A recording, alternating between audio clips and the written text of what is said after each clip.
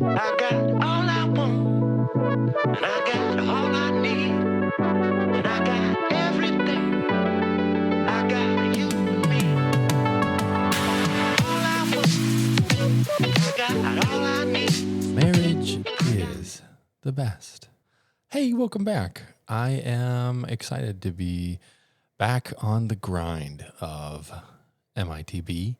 Today, I wanted to kind of talk through some of the ways that I've seen Becca and I apply the principles that make marriage work, whether it be the sustainable system principles or the marriage development principles that we've talked about. And like, what does that look like practically when it comes down to our day-to-day lives and our day-to-day marriages? The single marriage, but it's for both of us. So it's plural in this case. Marriages. Thank you. So starting with the developmental seasons that we talked about earlier, Becca and I are obviously in this teamwork season. We have moved through the honeymoon season, grinded through the disillusionment season, and we are currently living out teamwork. And one of the things that we have on our plate is taking care of a big house. We have a large duplex that we own. It is an up-down, which basically just means that we live in the upper and we have tenants that live in the lower. As a part of our honeymoon phase, we've also duly transitioned into the teamwork honeymoon phase, which is a phase just for us. We get to stay in the honeymoon phase as we've also gone through the other stages, which is great. It's so nice to constantly be in the honeymoon phase. So this big house is a lot of work. It's a ton of work, actually. And it's probably one of the biggest stressors that we have on our plates is how do we take care of the inside? How do we take care of the outside? And how do we live in this space and not be too obnoxious to our neighbors? And I am not the kind of man that works very well with his hands. I love what I do, and I love working with clients, and I love sitting and building relationships and walking people through counseling-related issues and topics. But I do not have any skill when it comes to working with my hands and doing projects around the house. And so the house suffers for that, but I also have an insanely gifted and wonderful father-in-law who helps out a lot, and I have been willing to tackle a few projects here and there. As a part of this, buying this large house after we kind of process through our financial journey, which you can hear a part of in the Marriage is the Best Finances episode number 1. And eventually we will get to an episode number 2 on that topic. But thereafter, after getting out of debt and saving up a down payment, we got this home. And the only reason that we bought this particular property was A, it was off market, and so we were able to get a good deal on it, and B, it had this lower unit as well as an adjacent kind of space that could be used for a short-term rental. So we have been doing that short-term rental game for about 4 or 5 years now at this point, and the long-term rental as long as I've owned the place, which is about that same, like 5-6 years. Probably just recently actually passed our anniversary for buying this place. So one of the biggest teamwork kind of dynamics in our relationship is how do we take care of this house while also meeting the needs of each other as well as our growing family. And that has been kind of the task, I guess, that we've been working on for the last couple of years, especially when number 5 was born and then subsequently number 6.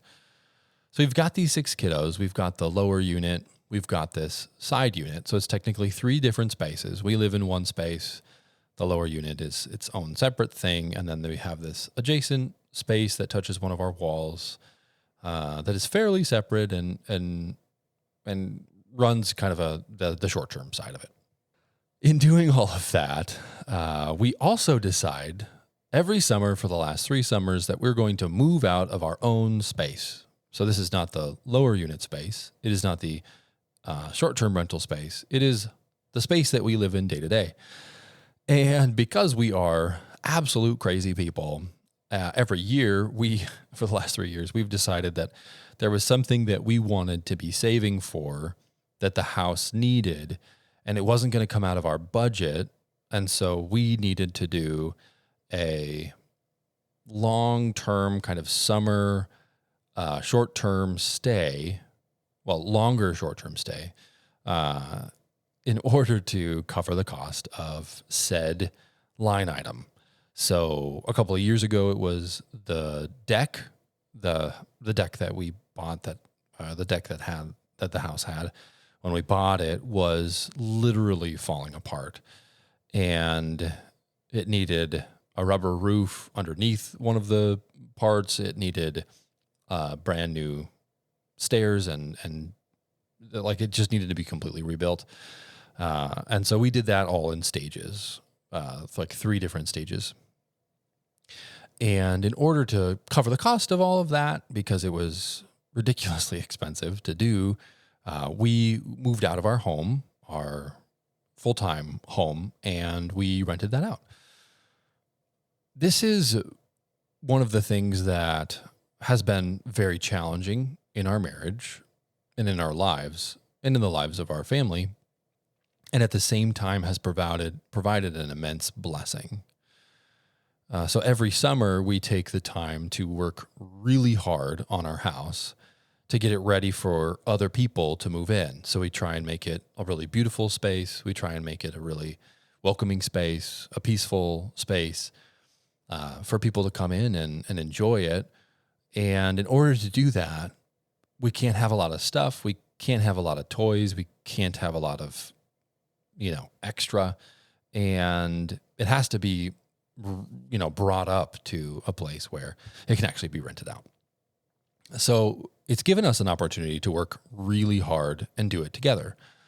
And some summers have gone more smoothly than other summers. And I would say that this last summer, we had taken the lessons from the first 2 summers that we did this and really applied them well to our setup. So we gave ourselves way more time in order to get ready.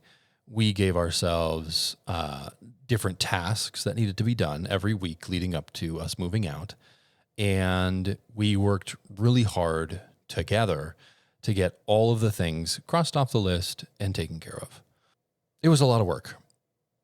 But the second that we finished and moved out and got the whole crew and all of their stuff over to my mother's house, who is a saint for allowing us. I mean, this wouldn't work without my mom, without Julie. And so shout out to Julie. She's an incredible, truly, 100%, just an incredible, wonderful person. And she opened up her home to us so that we could stay twice this summer. Actually, we did this twice this summer.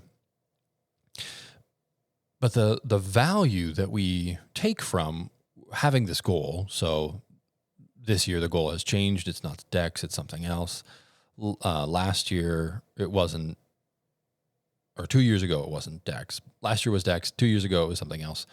Becca had the incredible idea of traveling down to California, and we did that on a budget, but also we allowed a stay to kind of fund our trip. And so that was kind of the way that we were able to take a nice trip with our whole family to California and to do Disney on a budget and not have that come out of our actual kind of income.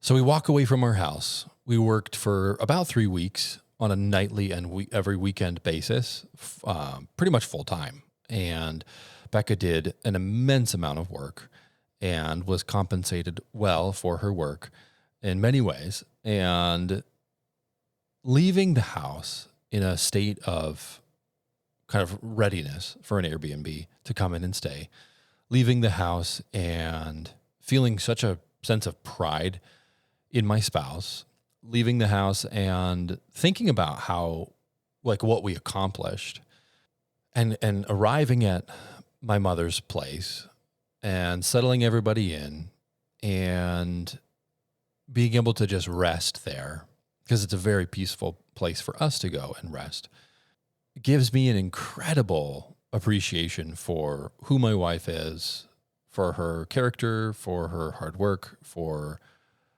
how she's willing to do things that most spouses may or may not be willing to do.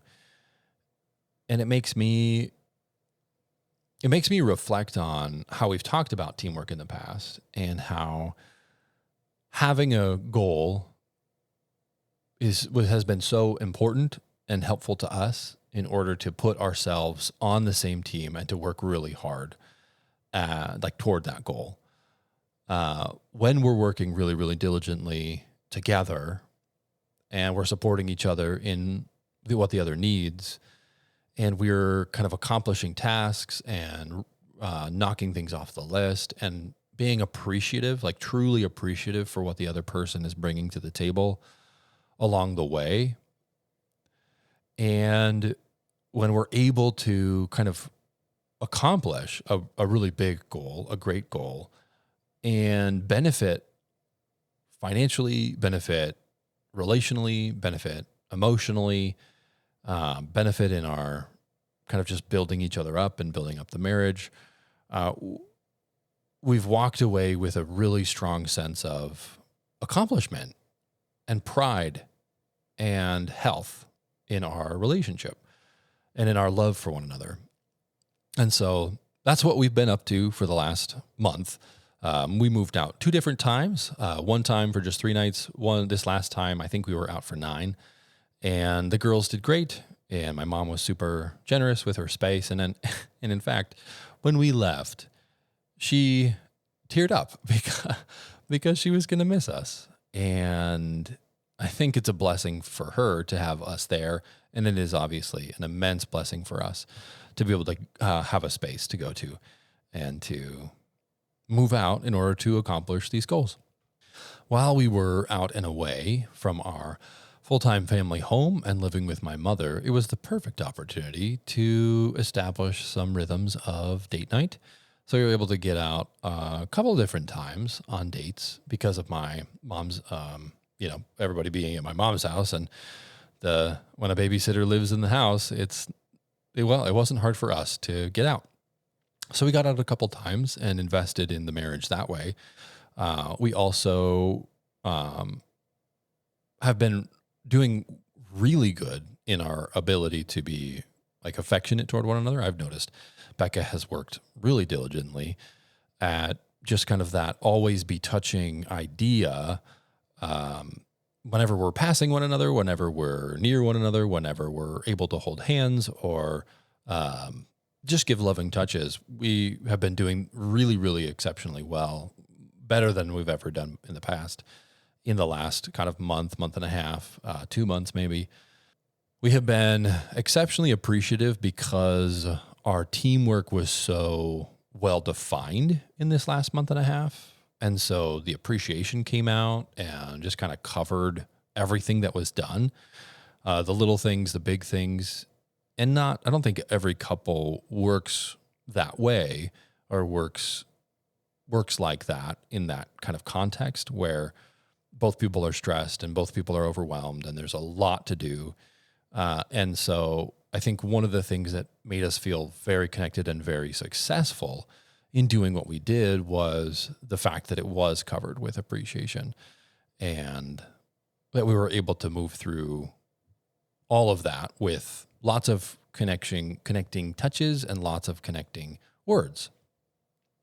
Obviously, there's a lot of logistics conversations that were going on, stress relieving conversations. We actually just had one today, really quick in the car on the way to church this morning, and that was helpful. We're talking about kind of future stresses and things that we've got coming up, and kids stuff, and the schedule for this coming week, and just how busy it's going to be.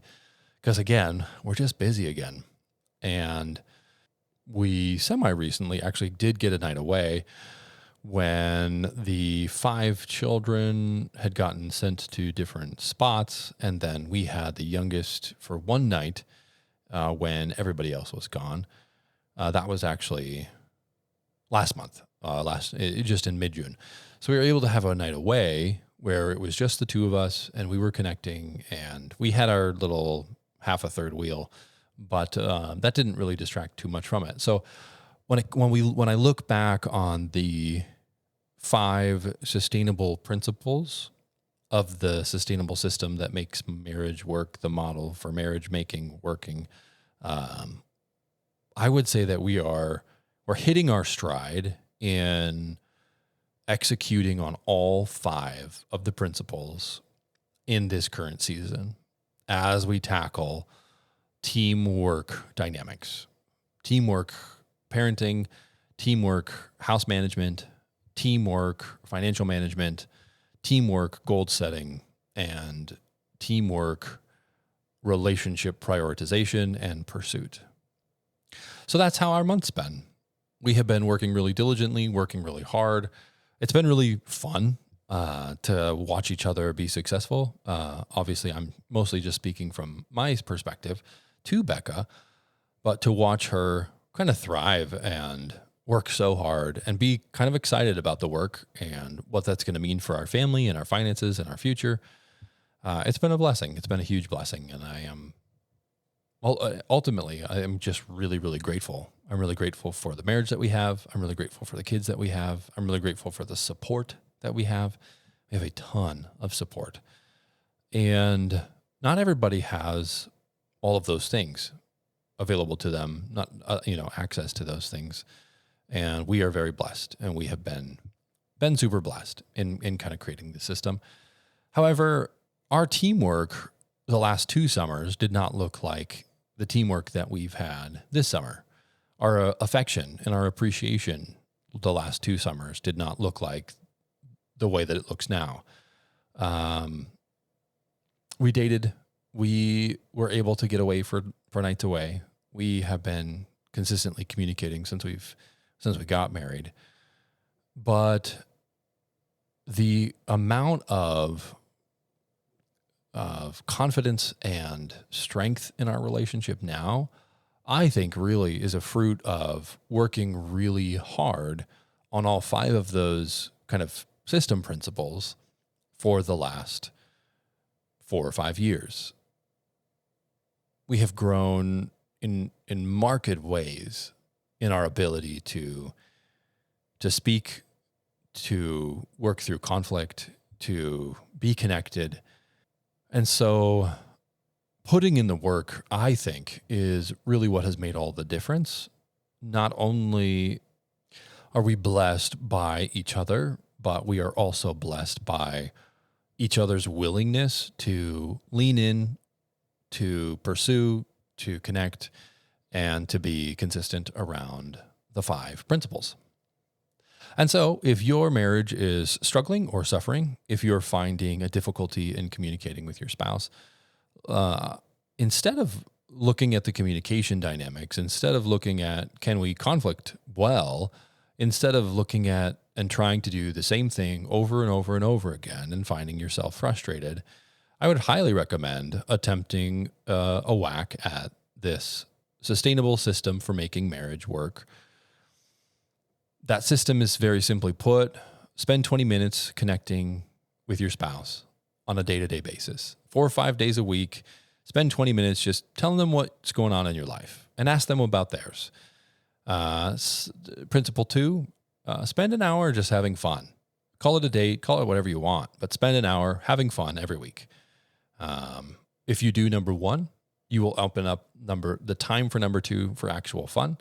And if you neglect the 20 minutes of stress relieving and logistics conversations, your stress relieving and logistics conversations oftentimes will find themselves in the midst of your fun. Number 3, get away. Take a night off. Walk away from the chaos. Walk away from the kids. Walk away from the work stuff. Walk away from the health stuff. Walk away from the family stuff. And just lean into one another. Enjoy one another. Connect with one another. Fill the tank. Fill the bucket. And just enjoy being together for an extended period of time that's focused on each other. Appreciate everything that you possibly can. If you see something, say something. And finally, always be touching. If you ever have an opportunity to connect and be affectionate in appropriate ways, you should be touching and it should go both ways, and it should be beneficial to both parties. That system sustains marriages in a way that is really potent, really powerful, and we're living it out. We're living it out in our day-to-day, and we hope that it encourages your day-to-day. This is the end. And I got all I need. And I got everything. I got you and me. All I want. I got all I need. I don't like that intro either. I like the energy being higher, though.